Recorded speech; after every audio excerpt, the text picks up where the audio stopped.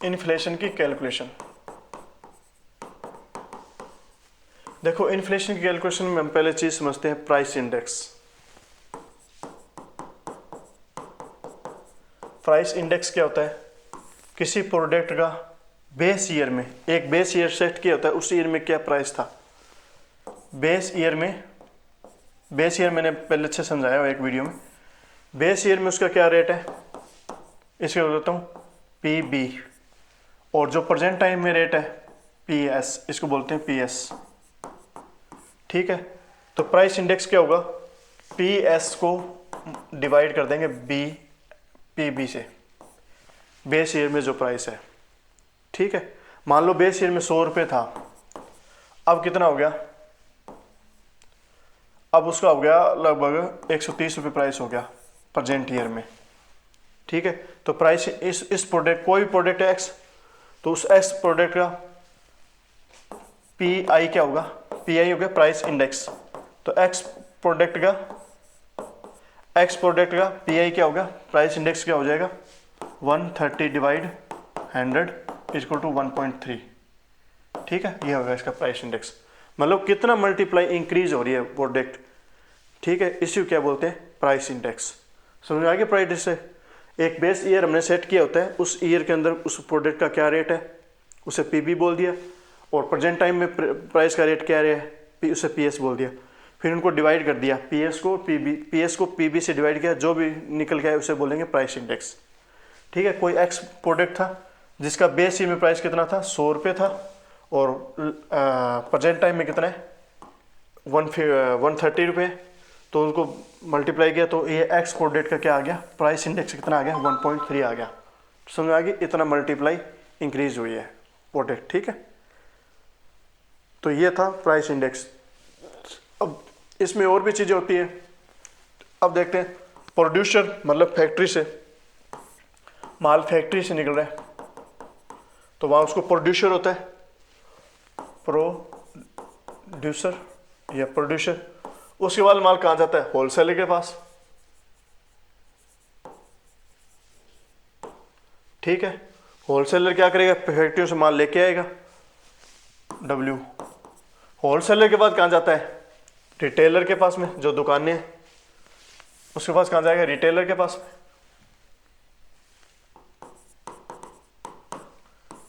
उसके बाद रिटेलर के पास आएगी, आपकी दुकानों में आएगा प्राइस, या सुपरमार्केट, जो भी मार्केट हम आ जाएगा होलसेलर के बाद में। ठीक है, उसके बाद कौन आता है, कस्टमर। ठीक है, कस्टमर मतलब सी, कंज्यूमर या कस्टमर जो भी बोल लो। तो प्रोड्यूसर से निकलते आता है प्राइस, कहाँ आता है, डब्ल्यू के पास में आता है, होलसेलर के पास में, होलसेलर के रिटेलर के पास आता है, फिर कस्टमर के पास आता है। यही सप्लाई चेन होती है किसी प्रोडक्ट का। फैक्ट्री में प्रोडक्ट बना तो सीधा तो कस्टमर फैक्ट्री से लेके आने चला, वो क्या करेगा, होलसेलर को बेचेगा बल्क क्वांटिटी बना के। होलसेलर क्या करेगा, अपने गोदामों में, बहुत सारे होलसेलर को अपने गोदामों में क्या करेंगे, स्टोर कर लेंगे। फिर होलसेलर से क्या होगा, रिटेलर खरीदेगा, क्योंकि ये भी इतना अपनी दुकान में ऐसा होता है नहीं कि पूरा गोदाम ही लेके, मतलब बैठ लेके होलसेलर गोदाम लेके बैठ जाएगा। ये वो सभी वस्तुएं रखनी है, थोड़ी थोड़ी रखेगा, तो बहुत सारे होलसेलर से माल लेगा ये भी, है ना। तो ये भी बहुत सारे होलसेलर से माल लेगा, और कस्टमर को बहुत सारी वस्तुएं एक ही जगह से मिल जाएगी, रिटेल से, एक ही शॉप से। ऐसे ही होता है रिटेल का काम। शॉप का काम क्या है, दुकान में क्या होते हैं, कहीं बिस्किट पड़े हैं, कहीं चाय पड़ी है, कहीं चीनी पड़ी है, और कहीं बादाम पड़े हैं। पर ये क्या, ये सभी मतलब शुगर होगी, चीनी, शुगर, टी और बिस्किट, और क्या हो गए, आलमंड, बादाम वगैरह, और भी बहुत सी चीज़ें होगी, दाल वगैरह। क्या वो सारी एक ही फैक्ट्री बनते हैं, क्या वो सारा माल एक ही होलसेलर से आता है, नहीं। टी किससे आएगी, टी के होलसेलर से आती है। शुगर किससे आती है, शुगर के होलसेलर से आती है। राइस किससे आता है, राइस के होलसेलर से आता है। ठीक है, और बिस्किट कहाँ से आता है, बिस्किट के होलसेलर से आएगा। ठीक है, ऐसे करके हर आइटम कौन कौन से अलग अलग होलसेलर से आएंगे इस दुकान में। तो एक रिटेलर के पास कितने होलसेलर होते हैं, बहुत सारे होलसेलर आते हैं। ठीक है, एक होलसेलर के पास क्या होता है, एक प्रोडक्ट होता है या दो प्रोडक्ट का स्टॉक करके रखता है, एक या दो का रखता है। और फैक्ट्री क्या करती है, एक ही प्रोडक्ट का प्रोडक्शन करती है। ऐसा नहीं कि एक साइड में वो राइस बना रही है तो एक साइड में चीनी भी बना रही है, उसके बाद कैपेसिटी है तो दूसरी फैक्ट्री और लगा लेगा वो प्रोड्यूसर। पर एक फैक्ट्री में एक प्रोडक्ट रेडी होता है, और वो उससे क्या होता है, बहुत सारे होलसेलर उठा के ले जाते हैं अलग अलग एरियो में, और वो अलग अलग दुकानों पे माल देते हैं। ठीक है, और अलग अलग फैक्ट्रियों से अलग अलग दुकान होलसेलर आते हैं और अलग अलग होलसेलर जाके एक ही दुकानों में माल पहुंचाते हैं। तो ये काम होता है इससे, ठीक है, समझ गई बात। तो यहाँ से कस्टमर को सारी चीज़ें एक ही जगह से मिल जाती हैं, जबकि कस्टमर को कितनी फैक्ट्री में घूमना पड़ता। अगर टी लेने जाना पड़ता तो असम की फैक्ट्री में जाना पड़ता, अगर चाय लेनी होती। अगर ये चीज़ें ना हो, बीच में होलसेलर ना हो, रिटेलर ना हो, दुकानें ना हो, सीधा फैक्ट्री से माल खरीदना हो, तो कहाँ पे जाएगा कस्टमर? असम में जाएगा चाय टी लेने के लिए। और शुगर लेने के लिए कहाँ जाएगा? जहाँ फैक्ट्री हैं, जहाँ जैसे गर्म होगी राजस्थान में, और भी बहुत सी फैक्ट्री बनी हुई है, शुगर मिल्स में जाएगा, ठीक है। राइस लेने कहाँ जाएगा? जहाँ धान का प्रोडक्शन हो रहा है वहाँ से लेने जाएगा। और उनको भी क्या होगा फ़ायदा? वो भी एक एक को बेचते फिरेंगे। वो गट्टे गट्टे बनाते हैं, फैक्ट्री वाले गट्टे पैक कर करके सामान निकालते हैं। उनके पास इतना टाइम नहीं है कि एक एक को इतना इतना बेचें, क्यों प्रोडक्शन होता है बड़े मास लेवल पे, ठीक है। तो इसीलिए दुकान के रिटेलर चलता है कि वो सभी प्रोडक्ट एक साथ में लेके बैठ जाते हैं, थोड़े सभी के, ताकि कस्टमर को सभी चीज़ें मिल जाए। तो कस्टमर की इन चीज़ों का बहुत बड़ा इंपॉर्टेंट रोल होता है कस्टमर के लिए। अगर ये ना हो तो कस्टमर का क्या हो जाएगा? जीवन दुख में हो जाएगा, क्यों फैक्ट्री से माल लेके आएगा, हालांकि सस्ता लेगा पर उतना ही ज़्यादा वो तंग हो जाएगा, उतना ही ज़्यादा परेशान हो जाएगा, सस्ते के चक्कर में बहुत ज़्यादा महंगा ले आएगा, ठीक है। तो इन चीज़ों का रोल बहुत ज़रूरी है। दुकानें होना और होलसेलर होना बहुत ज़रूरी है। ये भी क्या करते हैं? मार्केट को अच्छा रखते हैं। अब होलसेलर जहाँ से मान लो होलसेलर आगे क्या कर रहा है, जिस रेट में बेच रहा है आगे, मान लो अब फैक्ट्री में कोई बस ऑब्जेक्ट तैयार हुआ, मान लो 80 रुपये में फैक्ट्री में तैयार किया, और किसको दिया? होलसेलर को दे दिया। कितने में दे दिया? होलसेलर को दे दिया 80 रुपये में। कोई प्रोडक्ट रेडी हुआ एक्स, मान लो उसने क्या किया, मैं मान लेता हूँ सबसे बेस्ट एग्जांपल मान लेता हूँ, राइस ले लेता हूँ, मतलब धान या चावल। फैक्ट्री में चावल रेडी हुआ, कितने का हुआ? 60 रुपये का। 60 रुपये में होलसेलर के दिया, होलसेलर ने आगे रिटेलर को कितने में दे दिया? 70 रुपये में, 70 में दिया, ठीक है।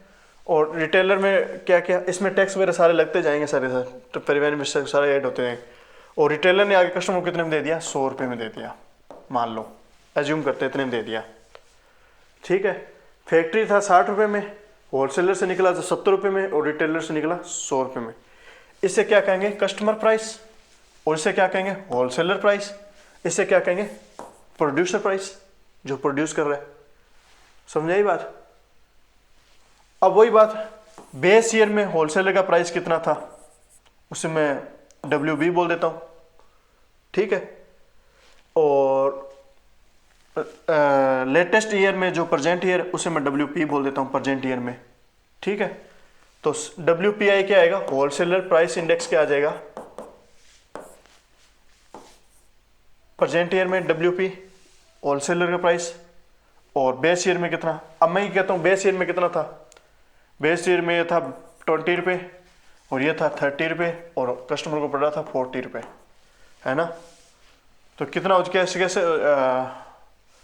प्रेजेंट ईयर में क्या प्राइस चल रहा है? इसका प्रेजेंट प्राइस क्या है?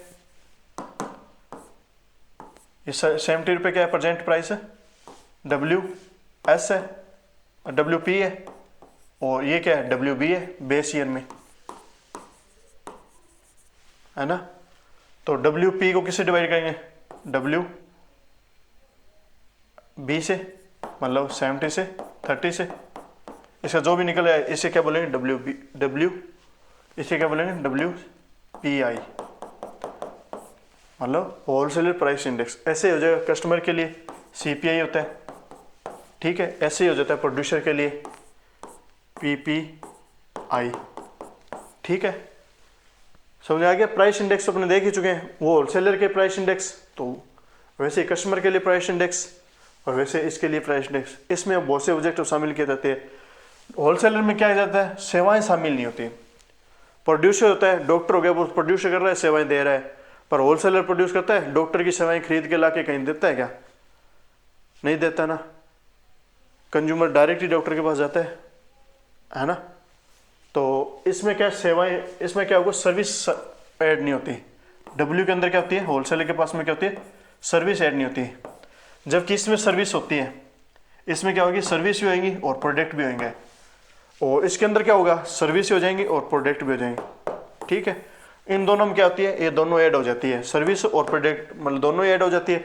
इसमें क्या होने ओनली प्रोडक्ट ऐड होता है, सर्विस ऐड नहीं होती, सर्विस एस ऐड नहीं होती। इसके अंदर ओनली प्रोडक्ट ऐड होता है और उसके अंदर क्या सर्विस ऐड हो जाती है और प्रोडक्ट भी ऐड हो जाती है सीपीआई में।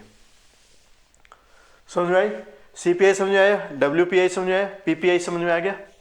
प्रोड्यूसर के लिए पीपीआई और होलसेलर के लिए पीआई, ठीक है, डब्ल्यूपीआई, और कस्टमर के लिए सीपीआई, ठीक है।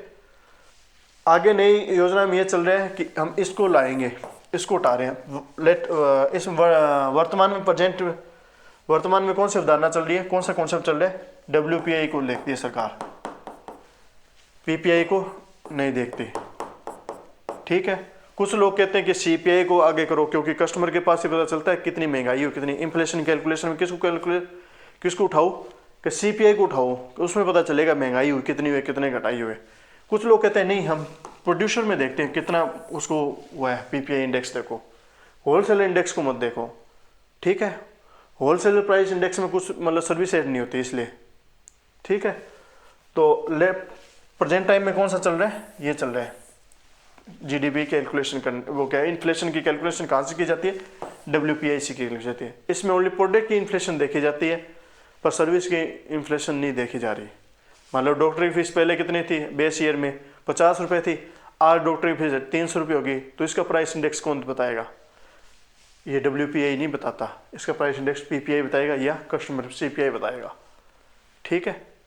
तो आजकल कुछ लोग कहते हैं सीपीआई को लागू करो, कुछ लोग कहते हैं पीपीआई को लागू करो इन्फ्लेशन में, पर प्रेजेंट टाइम में कौन सा चल रहा है? डब्ल्यूपीआई चल रहा है, ठीक है, इन्फ्लेशन कैलकुलेशन में, ठीक है। समझ में आ गई बात? इसी के तहत एक फिलिप्स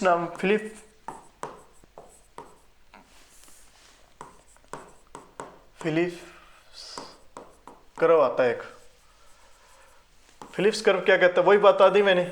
अगर इन्फ्लेशन बढ़ेगी तो रोजगार बढ़ेगा और अगर इन्फ्लेशन घटेगी, मैंने अभी बताया था ना पहले जो स्टैगफ्लेशन हो रही है,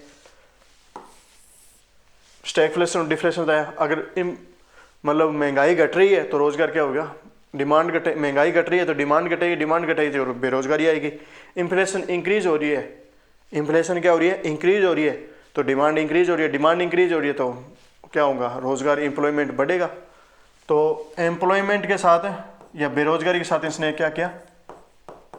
बेरोजगारी के साथ में इसने एक कर्व बनाया, पर यह स्टैगफ्लेशन में काम नहीं करता है, पर इन्फ्लेशन में फेल हो जाता है ये, ठीक है, वहाँ उपवाद आ जाता है।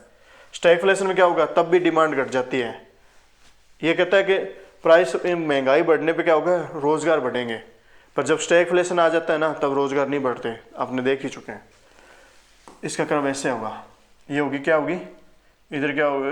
इन्फ्लेशन, इधर होगी अनएम्प्लॉयमेंट, इधर अनएम्प्लॉयमेंट होगी और इधर क्या होगी? इन्फ्लेशन होगी।